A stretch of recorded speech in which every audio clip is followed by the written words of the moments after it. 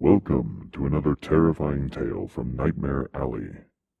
We want to provide content like this for a long time to come, and your support will help make that happen. Now sit back and brace yourself for another spine-tingling tale. Legacy of the Wolf, Chapter 18. It had taken nearly an hour for Sam and Elias to make it back to the truck. Elias was forced to lean on Sam the entire way, hobbling on his broken foot. Once they reached Elias's truck, Sam drove the mechanic to the walk-in clinic. The fact that Elias had to limp into the walk-in was not lost on either of them. The story Elias gave, he later told Sam, was that he had been working on a vehicle in the shop and wrenched his foot climbing out of the pit. He also told her that he had washed the dirt off his face and hands in the waiting room bathroom. Hopefully the doctor and nurses on duty would find nothing suspicious about him doing vehicle maintenance in tattered clothing. He had asked Sam to go home and wait for his call. The two of them shouldn't be seen together, he reasoned, and she agreed. Before letting him leave the truck, however, Sam asked, "Do you think he's really dead?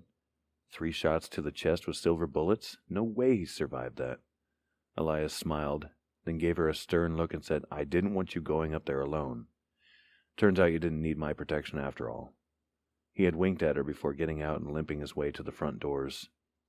Sam had dropped his truck off at the shop and taken her Mustang back home. She fed Mr. Perkins, made herself a sandwich, ate, and then lay in bed, her head swirling. If Cronin really was dead, that was a good thing. But there were still so many questions to be answered. What was Eclipse? What did the names Sutter and Craig mean? The ones Bruin had mentioned in his delirium. Who was the John Doe from the church, and why was he killed?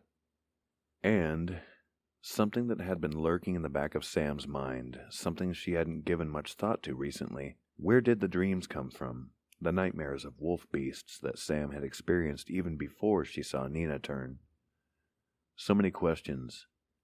And Raggedy Man's death meant there was one less person to potentially answer them. Sam had lain there for nearly an hour when Elias finally called. Elias, sporting a big black medical boot on his right foot, asked if Sam wanted to stay when she dropped him off and gave him his truck keys. She declined, and yet found herself thinking about him throughout her car ride home. That night, for the first time in a long time, she collapsed into her bed and fell asleep without the need for pills. And if she had any dreams, she didn't remember them after she awoke. The next morning during shift briefing, their sergeant, Mills, talked about shots fired in a tenement building. The junkie who lived there said 2 homeless people busted into her room and one shot the other. Shell casings were found on the scene and there was a broken window, but no body. No body. What if Cronin's followers had arrived and taken the body? Or what if Cronin had managed to crawl off and die someplace where he wouldn't immediately be found? One of those was the explanation. Had to be. Sam kicked herself for not picking up her shell casings, but she had needed to leave in a hurry. After the briefing, Sergeant Mills reminded Sam that her beat area was being changed. She had spent 3 months patrolling Hard Knocks, and now it was time to move on. An hour later, Sam was driving down Scrim Road, just inside the city limits. Not much out this way but farms. Some areas were nothing but fields and forest. Sam took a sip of coffee from her thermos, coffee which she had gotten from Arbor Coffee because she was still unable to face Mama Kaiser. Kathy had called and wanted to know if Sam had seen any more of that cute mechanic. Sam said she was planning on going in to follow up about her windshield. They had talked about Uncle Bruin, who Kathy said was mostly out of it. Since Sam wasn't too far from his house, she told her foster mom she would go check in on him. Bruin's house was just a few miles away when Sam got a call from dispatch. A farmer reported an abandoned vehicle in the opposite direction. Cursing the timing, Sam swung her cruiser around. 10 minutes later, she found herself on an old beat-up dirt road. The vehicle was just up ahead, pulled off into the wild grass, its trunk open. It sat at the edge of a field that spanned several yards to a scattered tree line and dense timber. The opposite side of the road was dominated by thick forest. As she came to a stop, Sam could see that it was a Honda Civic. After calling in the license plate, she exited her cruiser, immediately noticing a second set of tire tracks. Being careful not to step on these, she approached and looked inside the trunk. Empty. Next, she performed a cursory search of the vehicle, which turned up nothing of any interest.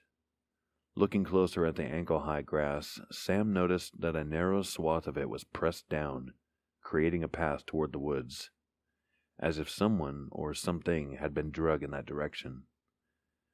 Sam followed the path, through the field and past the tree line where the grass thinned out, replaced by blackberry thickets. Making her way through the underbrush, Sam followed the trail to a clearing, where she saw a shoulder and arm protruding from the far side of a large ash tree. The strange thing was, the shoulder and arm were higher up than any normal human height. Hand hovering over her Glock, Sam circled around to get a better view.